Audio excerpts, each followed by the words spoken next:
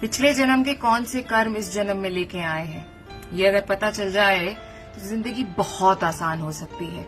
कैसे? क्योंकि जब पिछले जन्म की पेंडिंग कर्मास अगर हमें पता चल जाए तो हम अपना कार्मिक डेट पूरा कर सकते हैं, हम उसको खुद हील कर सकते हैं। कैसे जाने कि आखिर हमारा पिछले जन्म का कर्म क्या था?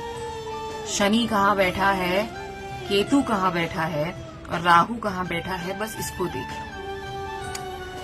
शनि राहु केतु को जिस घर में भी बैठा देखो, उस घर को समझने की कोशिश करो।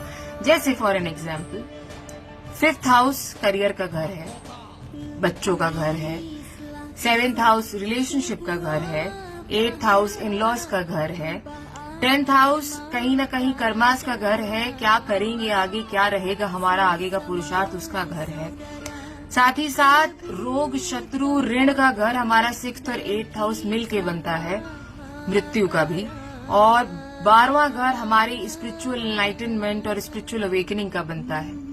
9th हाउस हमारा पिछले जन्म में हमने क्या पुण्य किया था, उसका प्लेसमेंट है। अब अगर मैं आपसे कहूं कि आप बस राहु शनि केतु को अगर समझ लें तो आप उनके घरों को, वो कहाँ बैठे हैं, उस घर को एनालाइज कर लें, आपको पता चल जाएगा कि आप एक्चुअली में कौन से पैटर्न रिपीट कर रहे हैं।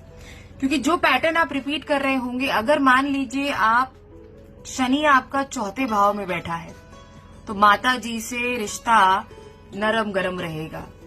राहु अगर वहीं 5वें घर में बैठा है तो वो करियर के प्रति, नेम फेम के प्रति बहुत भूख भी देगा। साथ ही साथ कभी कभी आपको रिश्तों में, लेकिन प्यार मोहब्बत में तकलीफ पहुंचाएगा। केतु अगर आपका 11वें भाव में बैठा है या 12वें भाव में बैठा है तो वो कहीं न कहीं आपको ये बोलता है कि स्पिरिचुअलिटी के साथ साथ मैं आपको तरक्की भी दूंगा, लेकिन आपको स्पिरिचुअलिटी का मार्ग पकड़ना पड़ेगा। अगर शनि आपका पहले भाव में बैठा है तो वो कहीं न कहीं आपको आपके घर परिवार से दूर करता है, आपको आपकी समझ के साथ दूर बैठा देता है। कहीं न कहीं आपको लगता है कि मुझे तो कोई समझ ही नहीं रहा है।